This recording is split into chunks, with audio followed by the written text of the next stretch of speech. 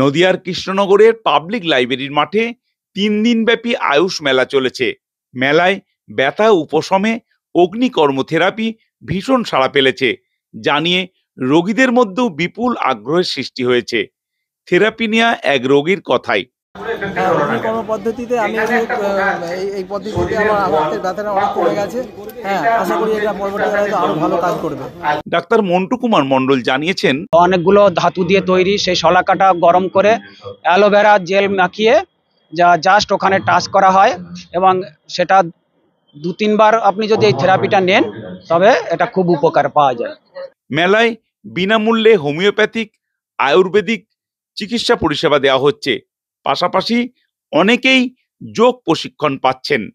বিনামূল্যে ঔষধি গাছের চারা বিতরণ করা হচ্ছে। উদ্বোধনী সভায় জেলার মুখ্য স্বাস্থ্য আধিকারিক জ্যোতিষ কুমার দাস বলেন, আয়ুর্বেদিক চিকিৎসা সম্বন্ধে মানুষ যাতে ওয়াকিবহাল হতে পারে তার জন্য জেলা জুড়ে নানান উদ্যোগ নেওয়া হয়েছে। প্রচার করা মানুষের মধ্যে আয়ুষ, হোমিওপ্যাথ, এই ইউনানি, যোগা এই সমস্ত সম্বন্ধে সচেতন করা, এটাই আমাদের মূল উদ্দেশ্য। দৈনন্দিন জীবনে আয়ুষের গুরুত্বের কথা তুলে ধরেন শতদ্র পালবাগ। স্টিলের চামচে যদি আপনি 1 চা চামচ জল নেন এবং সেই জলের মধ্যে কোনো জীবাণু থেকে থাকে, মোটামুটি 2 দিন সেই চামচের মধ্যে জলটাকে রাখতে হবে টু মেক ইট নিউট্রালাইজ। অথচ তামার সেই গুণটা হচ্ছে 5 মিনিটস, মানে 5 থেকে 6 মিনিট যদি আপনি একটি তামার পাত্রে জল রাখেন, it's enough to sanctify the water.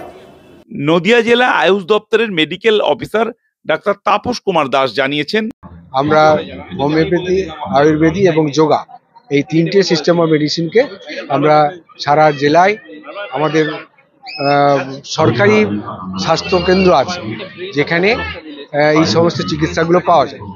অনুপম মদক, আকাশবাণী সংবাদ, কৃষ্ণনগর, নদিয়া।